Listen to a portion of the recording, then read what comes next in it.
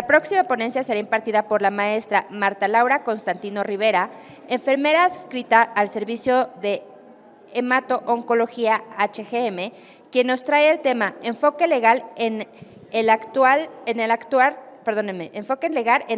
la enfermería. Un aplauso, por favor. Bueno. Hola, muchachos. Bueno, ¿me escuchan? ¿Se escucha bien? Siento como que no se escucha o nada más me escucho yo. Esta es la ponencia que vamos a presentar en estos momentos. Yo soy enfermera del Hospital General de México, adscrita a la unidad de cuidados intensivos oncológicos. Entonces, de alguna manera, yo trabajo directamente con pacientes críticamente enfermos, pero también dentro de la familia me tocó que estoy en una familia de abogados. Mi esposo es abogado, mis hermanos son abogados y en cierto momento me dijeron, estudia Derecho. Y entonces, en estos momentos, me encuentro estudiando la licenciatura en Derecho. A lo mejor y conozco ciertos puntos, ciertos conceptos, pero estamos en formación. Así como ustedes están en formación, yo también lo estoy, ¿sale? Cualquier duda, cualquier pregunta, vamos a buscar el conocimiento juntos, ¿sale?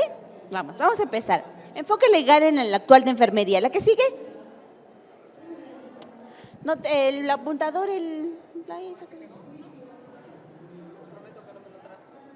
digo, la que sigue y nadie me pela.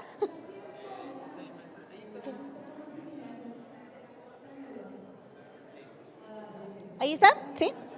Estos aspectos legales que enmarcan y regulan el ejercicio de las profesiones son amplios, con mayor razón conocerlos. Si se trata de un profesional relacionado con la salud, para el caso de nuestra incumbencia, el actuar de enfermería. El ejercicio de enfermería supone que todo enfermero debe conocer y saber cuál y qué ordenan el marco legal que regula el ejercicio de su profesión, con respecto a los derechos y a las obligaciones que tenemos nosotros como profesionistas. ¿Quiénes de ustedes son ya profesionales de la salud? Que ya tienen un título y ya tienen una cédula y que en el actuar de enfermería saben tomar una decisión. ¿O quiénes están en formación? Ya son enfermeros titulados. Enfermeros titulados, dos aquí, la compañera de allá, ¿ok? ¿Y quiénes son estudiantes? Ok, la gran mayoría son estudiantes. No se me vayan a espantar, ¿por qué? Porque vamos a hablar un poquito de leyes, porque vamos a hablar un poquito de conceptos, del cual tenemos que tener mucho cuidado y mucha atención a partir de ahorita. ¿Por qué? Porque los conocimientos no solamente lo tenemos nosotros como profesionales de la salud, sino también los pacientes, los familiares que ya conocen el internet y que ya están encontrando que se puede denunciar o demandar alguna de los cuidados que se están prestando en el área de la salud, ¿sí? La responsabilidad legal del profesional de enfermería es una cuestión que adquiere cada vez mayor relevancia en la práctica cotidiana.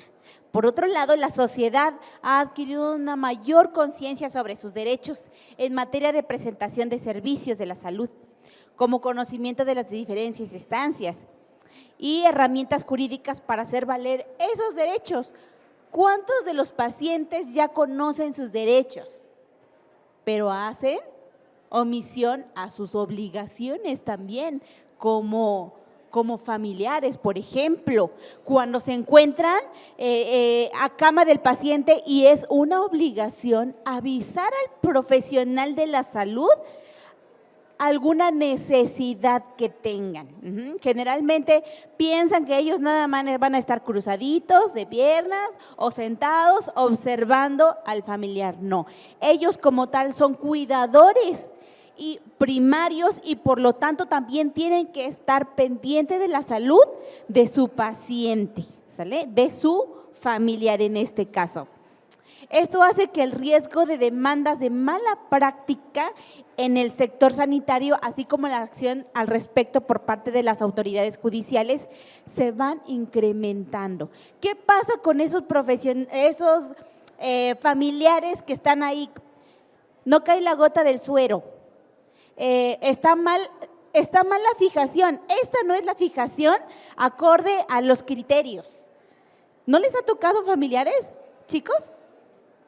¿No? A lo mejor ya en su formación, pero ¿qué tal las compañeras que ya son profesionales de la salud? ¿Sí? Y entonces su fijación, está saliendo secreción por el tubo endotraqueal. ¿Es normal? Y así como que pues también te ponen en jaque los familiares, ¿no? Entonces, por esa circunstancia, nosotros también debemos estar capacitados en leyes para podernos defendernos de ese actuar.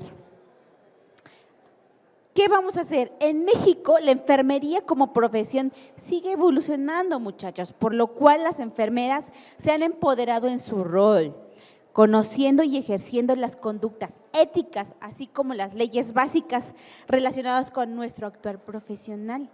El actuar de los profesionales de la salud está regulado por normas, leyes, dentro de las cuales se encuentran las siguientes. La Constitución Política de los Estados Unidos Mexicanos, en su artículo 5, establece la libertad de la profesión. En el artículo 123 garantiza el trabajo digno que tenemos que tener nosotros, ¿sale? Que emanan diversas leyes en la materia, como son en la Ley General de Salud, la Ley Federal del Trabajo, la Ley General de Responsabilidades Administrativas, el Código Penal Federal y también códigos estatales. Así también nosotros tenemos que conocer las normas oficiales, ¿sale? ¿Qué sanciones puede tener el personal de la salud? ¿Alguien sabe?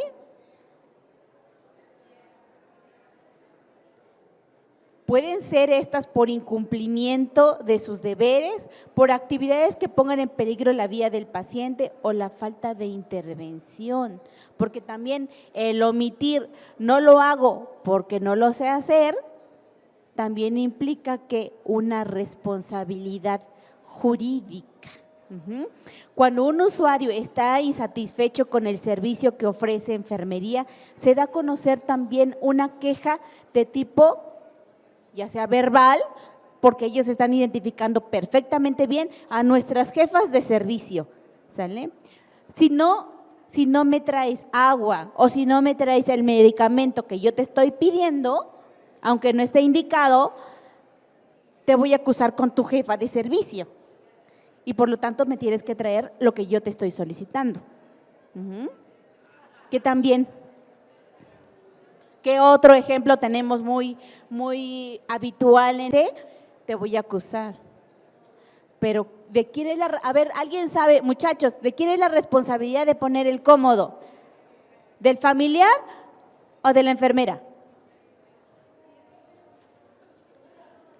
¿De quién? ¿No? De los dos, correcto, de los dos. Si no está el profesional de la salud, porque está haciendo un procedimiento a algún otro paciente que le corresponde, está el familiar porque se llama cuidador primario. Y si algo le llega a pasar el paciente, también está el cuidador. Entonces, ¿para qué está el familiar? Mejor que se quede solo, ¿no? Y nosotros ya sabemos que se encuentra solo y no necesita un familiar que no le está prestando esa atención que debe el paciente, ¿sí? ¿Cuáles son los problemas legales con los que el personal de enfermería se puede enfrentar? Realizar su trabajo con negligencia, impericia, imprudencia, inobservancia y los reglamentos. El trato digno es muy importante al usuario. La ley de los derechos del paciente ya están extremadamente en la entrada de hospitalización, en la entrada del servicio, inmediatamente vamos a ver los derechos del paciente. Pero también debemos de tener en cuenta que el profesional de la salud, el profesional médico, el profesional de enfermería, el profesional de inhaloterapia, el profesional de laboratorio, también tiene derechos, Así como tiene obligaciones, también tiene derechos. La administración de medicamentos no volará la posible energía en las que pueda tener el paciente. La mala aplicación de un fármaco no valorar los posibles efectos secundarios. ¿Sale? En la seguridad del paciente, por ejemplo, no cumplir con el secreto profesional. Recordamos que manejamos información de tipo personal con los pacientes. No es bueno estar conversando en el desayuno, en tu proceso en tu periodo de descanso. Ay, es que este paciente tiene un absceso perianal grandísimo y le drenó tantos mililitros de pus.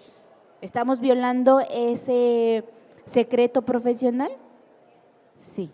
O aparte de VIH, el paciente me contó que hace y que está en las calles con y demás circunstancias que nos podemos encontrar con nuestros pacientes. No platicar de un tema de un paciente con el otro, ¿sale? Cada quien va a ser individualmente tratado y guardar ese secreto profesional. Omitir o hacer forma incompleta los registros de enfermería. Negarse o otorgar atención de salud a una persona. No acudir a la llamada o acudir con demora injustificada que haya producido un daño. No acudir con los médicos necesarios, no valorar la gravedad de la situación. Ah, sí, claro, en la mañana tenía, ¿qué les gusta? 50-30 de presión arterial. Pero pues yo pensé que con la solución que le voy a subir un poquito más a la solución Ringer lactato, se va a subir su presión. ¿Está bien o está mal? Muy mal. ¿Por qué? Porque está en estado de choque el paciente y nosotros no nos hemos percatado por falta de impericia, por falta de experiencia, como ustedes lo conocen, y por lo tanto nuestro paciente está en estado de choque y posterior al estado de choque, ¿qué sigue? ¿Estudiantes de qué semestre son? De quinto, ya sabes que es un estado de choque. Entonces, ¿qué pasa si yo tengo una presión arterial de 50-40, 50-30? ¿Puede caer en paro cardiorrespiratorio? ¡Claro! Y entonces tengo que avisar de inmediatamente, tengo 80-40 y aparte tengo una frecuencia cardíaca arriba de 160, está en choque. ¿Qué tipo de choque? Revisamos hoja de enfermería, revisamos llenado capilar, revisamos estado neurológico. ¿Y qué significa? Que es posoperado. Revisamos drenajes. ¿Cuántos mililitros de drenajes tiene? Ya está arriba de 200 mililitros el sangrado y es sangrado activo. Y por lo tanto es que, ¿quién me dice la respuesta? ¿Qué es?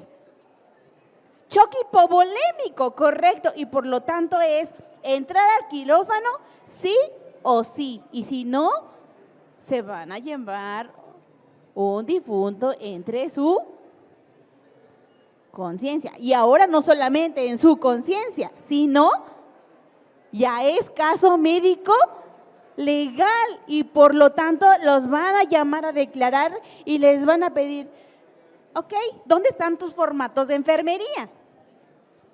A ver, tú aquí identificaste a las 8:20 de la mañana que tenía 60-40, 50-40, frecuencia cardíaca de 160. Y entonces, ¿por qué hasta las 2 de la tarde estás diciendo o se da cuenta algún otro profesional de la salud que tiene sangrado activo? Sí, se pudo haber identificado de inmediato. Ya estamos hablando del turno matutino, pero también esas circunstancias pasan en los distintos turnos, ¿cierto? Así que debemos tener mucho cuidado en esas circunstancias. Negligencia. ¿Qué es la negligencia? Es entendida como la falta de cuidado, abandono de las pautas de tratamiento, asepsia y seguimiento de un paciente que están indicadas y forman parte de los estudios en el profesional de la salud. Ejemplo, no atender ante signos vitales alterados del paciente, como ya habíamos comentado, negar la atención, errores de medicación o errores de tipo quirúrgico. Imprudencia significa aquella conducta del equipo de profesional que exceda que es normal para cada caso, en el modo que pone en riesgo el propio paciente. Administrar una dosis incorrecta de un medicamento o usar la vía de administración equivocada. Por ejemplo, ¿sabían que hay ceftriaxonas intramusculares y hay ceftriaxones intravenosas? ¿Y qué pasa si yo diluyo una solución que es intramuscular en una intravenosa? ¿Cómo es la osmolaridad de ese medicamento? Y por lo tanto estoy haciendo corrosivo esa intravenosa y por eso ya no funciona nuestra venoclisis. ¿O qué pasa? También se tapan nuestras líneas del catéter venoso central. Y por lo tanto, ¿qué pasa si voy tapando los lúmenes del catéter venoso central? Y en uno de los lúmenes está pasando norepinefrina con vasopresina. En el otro lumen está pasando la nutrición parenteral, supongamos de alguna manera, que no podría ser. O estamos pasando sedación en otro y todos los demás medicamentos en otro. ¿Qué hacemos? Y nosotros ya pasamos un medicamento de mayor osmolaridad. ¿Qué pasa? Estamos quemando las vías de acceso y por lo tanto, ¿qué pasa? Tiene que cambiar el catéter, es otro medio invasivo más al paciente, ¿sale? Por decir de un ejemplo, y todo eso se va acumulando, porque es que ya, y encima a lo mejor y está en el área de oncología el paciente, donde van a pasar sus quimioterapias, si ya no tiene vías alternas. Estamos quemando el tratamiento del paciente, ¿cierto? No vigilar adecuadamente al paciente, como no registrar los signos vitales o no alertar al equipo médico ante una emergencia. Y entonces cuando vamos y tocamos al paciente, hey, ¿me escuchas? Ya no responde. ¿Cuánto tiempo lleva el paciente? A lo mejor casi más de la mitad de su turno. Y que estaba en estado de choque y ahorita no encontramos un paciente, encontramos un cadáver. Y llega a pasar, en las medicinas internas es muy habitual que en lo que se va a desayunar la enfermera y regresa después del desayuno o de la cena o de distintos turnos en el que esté, ya, no, pues háblale a su familiar o háblale al doctor para que dé constancia de que ya tenemos un cadáver. ¿Cierto? ¿No? Así que aguas, muchachos, no los quiero espantar, pero eso pasa. Impericia está genéricamente determinado por insuficiencia de conocimiento para atención de un caso en concreto que se presumen y se consideran adquiridos por la obtención del título y ejercicio de la profesión. Por ejemplo, aquí en impericia me viene un poco a la mente. ¿Se acuerdan del caso de una pequeña de 14 años que fue atendida por su propia madre? Estuvo muy sonado en redes sociales y en todos lados. ¿Qué pasa cuando alguien está usurpando una función de enfermería? Tenemos los conocimientos para identificar qué es lo que se está realizando mal dentro de una cirugía o qué se está realizando mal en un área de hospitalización o en un área de terapia intensiva. Y si es un familiar que no tiene cero conocimientos, lo que no sabemos no lo podemos identificar, muchachos. ¿Sale? ¿Estamos de acuerdo? ¿Por qué? Porque si estoy viendo que mi paciente ya no tiene llenado capilar, a lo mejor y está sangrando, pero está consciente, todavía hay trabajo de adrenalina en el cuerpo, pues a lo mejor es que hace ratito estaba bien y de repente, ¿qué pasa? Cae en paro cardiorrespiratorio. Hay adrenalina en el cuerpo, como lo había mencionado, pero no lo identificamos porque no somos profesionales de la salud. ¿Sale? No solamente utilizamos un signo vital, ¿cierto? ¿Qué utilizamos? Todo el contexto, evaluación cefalocaudal, ¿cierto, muchachos? ¿Sale? Por ejemplo, colocación incorrecta de una vía intravenosa que puede resultar en una extravasación. ¿Alguien sabe qué es una extravasación? ¿Ha tenido experiencia qué es una extravasación? Es cuando nosotros colocamos una vía intravenosa y se está colocando mal, no da tu retorno venoso y por lo tanto se va acumulando en la piel el medicamento. Pero hay medicamentos con menor osmolaridad. Espérate que su osmolaridad sea más corrosivo como una quimioterapia. ¿Qué estamos causando? Una quemadura, y no de primer grado, de segundo y a veces hasta de tercer grado, por una cuestión de extravasación, ¿vale? Entonces, si ustedes están viendo, cuando lleguen a sus prácticas de enfermería y ustedes ven la venoclisis que no tiene retorno o que se está, nosotros llamamos se está edematizando, esa venoclisis se tiene que retirar sí o sí. Y aparte se tiene que abrir otra vía alterna. Y no solamente eso, se tiene que tratarlo porque sigue quemando la solución, ¿sale? Y por lo tanto tienen que ponerle ¿qué? Un esteroide y valorar consecutivamente esa quemadura. ¿Sale? Las compañeras me dicen, sí. Y los muchachos, ¿sale? Por eso es muy importante que ustedes no solamente conozcan los procedimientos, sino también que ustedes al actuar tienen que conocer conceptos médico-legales, muchachos, ¿sale? Inobservancia a los reglamentos y o apartamientos de la normativa legal aplicable. Su conocimiento y permanente lectura permiten a la referencia sobre las conductas debidas o indebidas. Errores de medicación, falta de supervisión y evaluación adecuada del paciente. Negligencia en la higiene que lleva a infecciones hospitalarias y el uso inadecuado de equipos biomédicos. También incluyen la no comunicación de cambios importantes en el paciente, no seguir los protocolos correctos y no documentar los procedimientos.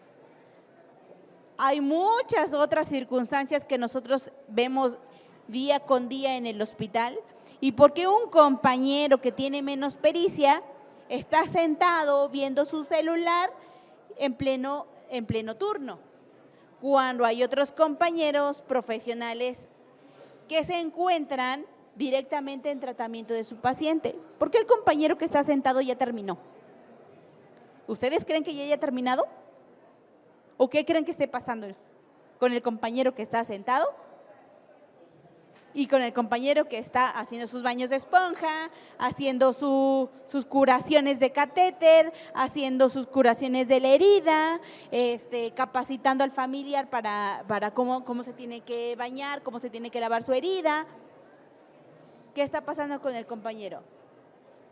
Está omitiendo cuidados. Resulta con que ya se encuentra extravasaciones, ya se infectó su paciente de la cama 4, ya está evacuado o tiene evacuaciones Bristol 7 del número 8 y así sucesivamente, ¿no? Por llamar, tienen nombres esas camas, por supuesto, pero vamos a omitirlas en este momento, ¿sale?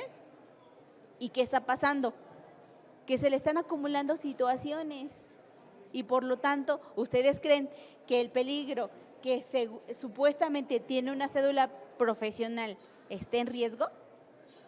Por supuesto que sí. ¿Por qué? Porque en cualquier momento un familiar que ya conoce ya le levanta un oficio o inclusive una denuncia de tipo penal. ¿Sale? Ahorita vamos a ver esas partes. ¿Sale? ¿Qué es un delito? ¿Alguien sabe qué es un delito?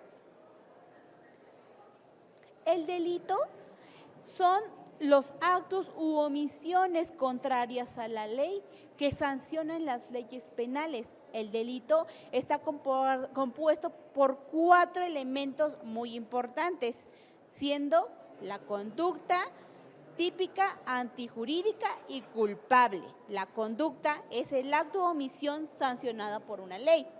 La típica es la descripción de la conducta y está tipificada como un delito o una ley penal. La antijurídica es el acto en sí o acción u omisión que está haciendo ese profesional de la salud, que conviene a las normas jurídicas establecidas, ¿sale? Y el culpable, la misma palabra lo dice, la conducta de reprochable de quien comete, ya que pudo actuar con dolo o culpa. Yo sé que un profesional de la salud jamás lo haría con dolo, jamás. Ahí entraríamos nosotros, cualquier profesional de la salud, por alguna impericia o por algún tipo de culpa, ¿sí? ¿Por qué?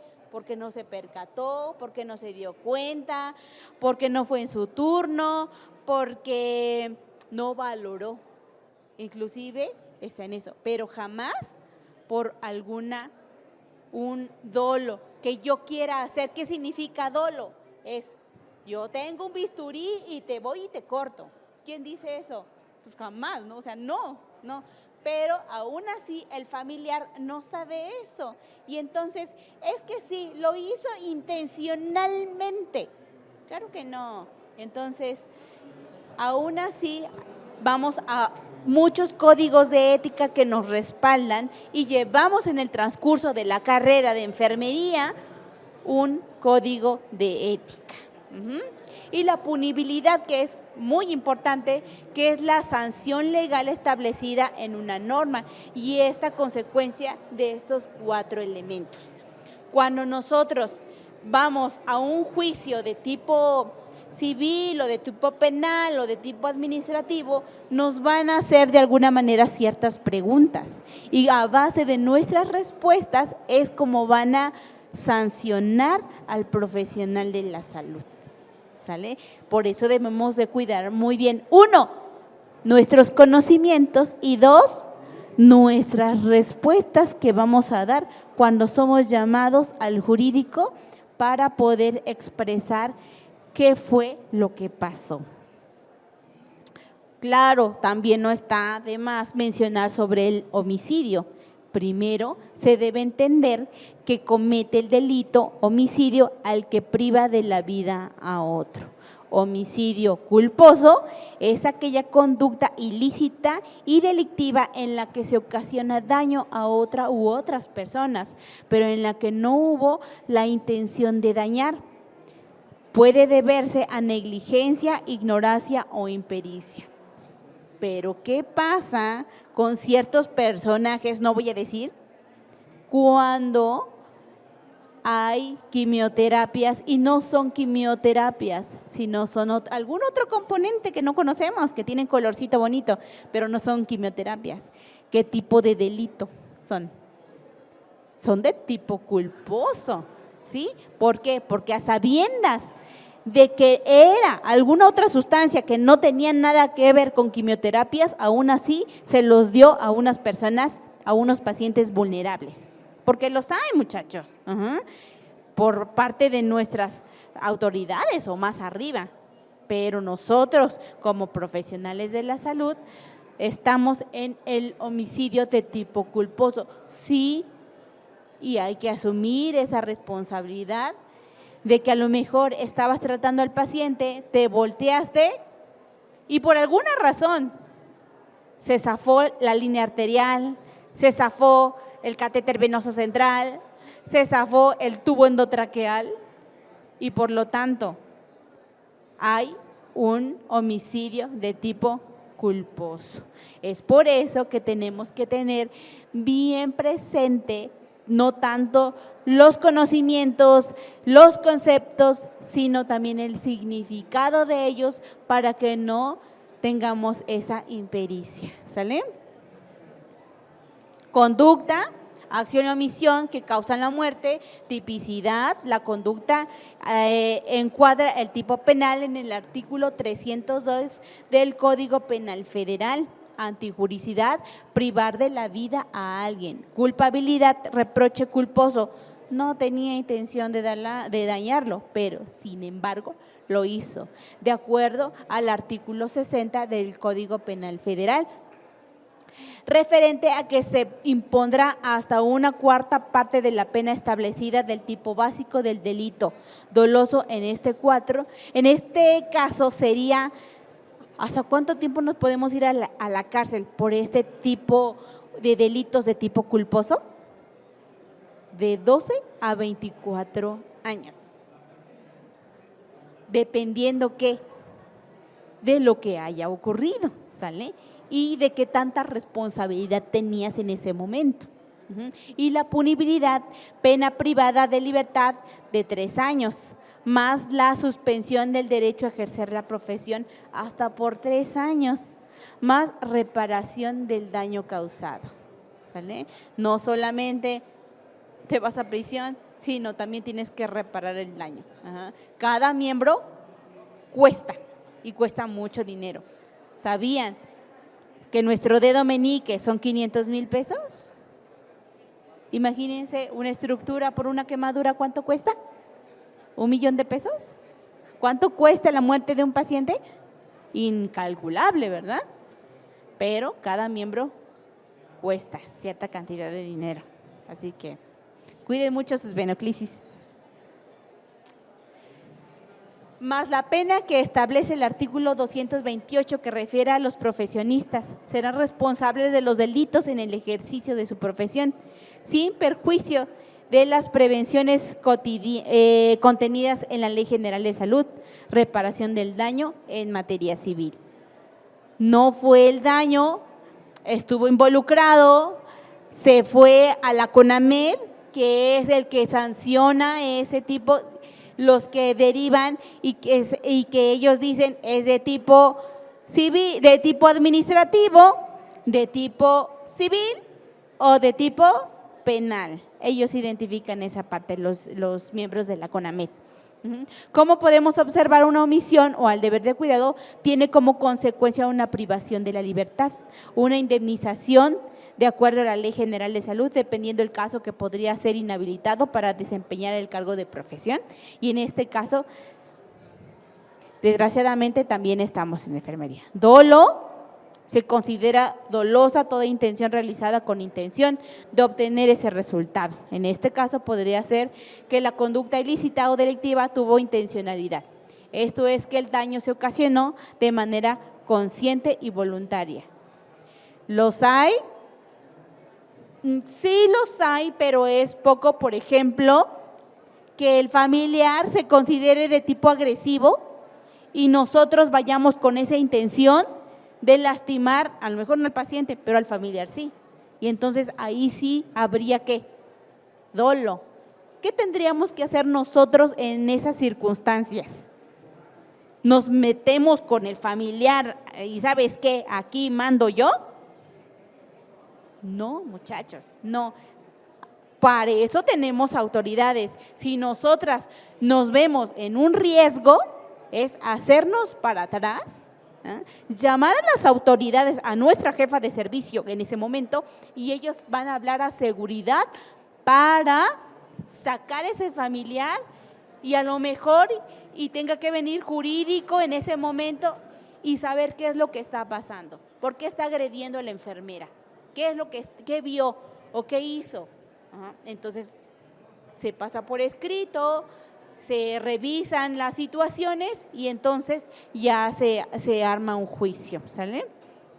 Finalmente, es necesario señalar que dentro de las causas que el profesional de enfermería puede verse involucrado en un problema legal que se incluye en el cumplimiento de órdenes médicas y sin tenerla sustentada por escrito, la revelación de los secretos de la comisión de activos delictivos, ya sea doloso o culposo, durante el ejercicio profesional, la falta de veracidad en el manejo de datos, información, documento o al rendir declaraciones ante una autoridad, la usurpación de profesión al no contar con título o cédula profesional, el abandono de personas que son incapaces de cuidar de sí mismas o evadir la responsabilidad en el campo. Crecimiento del actual, ¿sale? La Lex Artis de enfermería en los últimos tiempos ha aumentado el número de denuncias por mala praxis. Las situaciones de salud, como se mencionó anteriormente, la enfermera profesional que más contacto estrecho tiene con el paciente durante esta atención. Por lo tanto, es crucial que los profesionales estén familiarizados con estos aspectos jurídicos, ¿sale? Tenemos ya grandes actualizaciones, tenemos investigaciones, tenemos revistas donde nos informan qué tipo de actuares hay en estos casos, ¿sale? Pero también tenemos algo que nos hace positivo, que va creciendo, que la enfermería. Por lo tanto, ya podemos administrar medicamentos básicos, ¿sale? Pero para eso tenemos que tener conocimiento científico, exacto.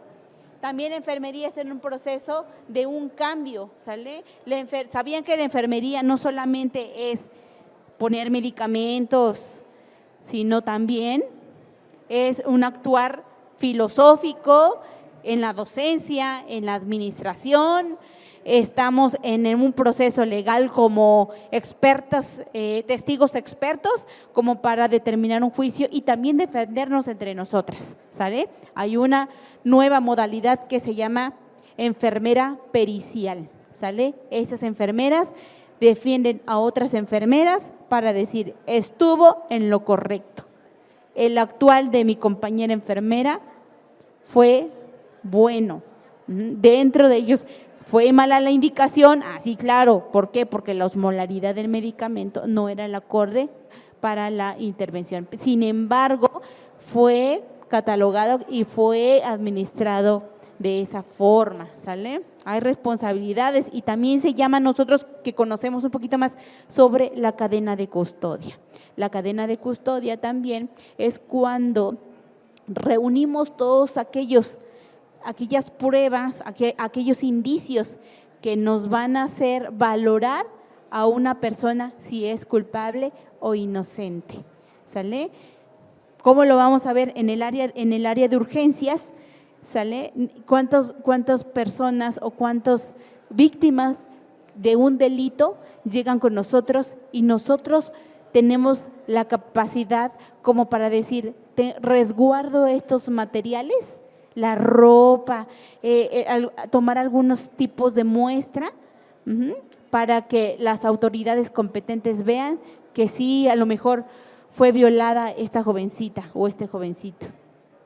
Y que el arma se encontraba en la herida del paciente y fue debidamente custodiado y fue entregado a las autoridades competentes, sin contaminar esa evidencia. ¿También somos capaces? Claro que sí, ¿sale?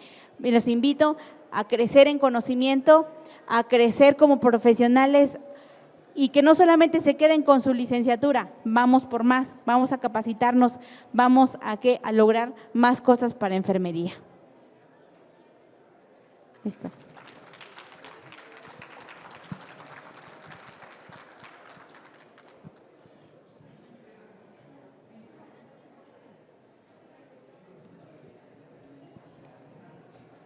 ¿Alguna pregunta para la maestra Marta Laura? Abusen de ella. Expriman su conocimiento. ¿No? ¿Ninguna? ¿Seguro? Bueno, yo sí les quiero compartir parte de su currículo de Marta Laura. Ella ya les dijo que es licenciada en enfermería de la Escuela Superior de Enfermería del Instituto Politécnico Nacional. También algo que cuando trabajaba con ella, que me llamaba mucho la atención y que no lo vemos normalmente en enfermería, por eso domina mucho ella estos temas, y a veces le decía que como que la institución no aprovechaba sus conocimientos de Marta Laura. Marta Laura tiene la INACIPE, además ella tiene la especialidad en enfermería en el adulto mayor por parte de la Escuela Nacional, bueno, ya no es Escuela Nacional, ahora es la Facultad Nacional de Enfermería y Obstetricia. También cuenta con una maestría en Administración en los Sistemas de Salud por parte de la UNAM. Actualmente, como ella les mencionó, su círculo familiar son de abogados, así que mucho cuidado. Ella es estudiante de la licenciatura en Derecho por el Instituto Profesional de Ciencias Jurídicas, magíster se pronuncia. Entonces, realmente una de las enfermeras que el poquito tiempo que estuve dentro del área de hemato-oncología del Hospital General de México, es el orgullo que me da el haber sido su jefa de enfermeras de Marta Laura. Realmente una enfermera con bastante conocimiento, sobre todo en aspectos legales, como en cuanto al cuidado del paciente. Yo les pido un aplauso muy fuerte para Marta Laura. Y Marta Laura, todavía te sigue un buen camino. Esperamos el doctorado en cuanto concluyas la licenciatura. Y pues le damos las gracias a Marta Laura, la Expo Medical y la Asociación Mexicana de Enfermeras Unidas, pues les da las gracias por esta exposición. También les quiero mencionar que Marta Laura pertenece a la mesa directiva de la Asociación Mexicana de Enfermeras Unidas. Ella es nuestra vocal. En los próximos eventos la verán, estando aquí participando con nosotros, ya sea como ponente, más aparte como parte de la mesa directiva. Entonces, Marta Laura, muchísimas gracias. Gracias, maestra.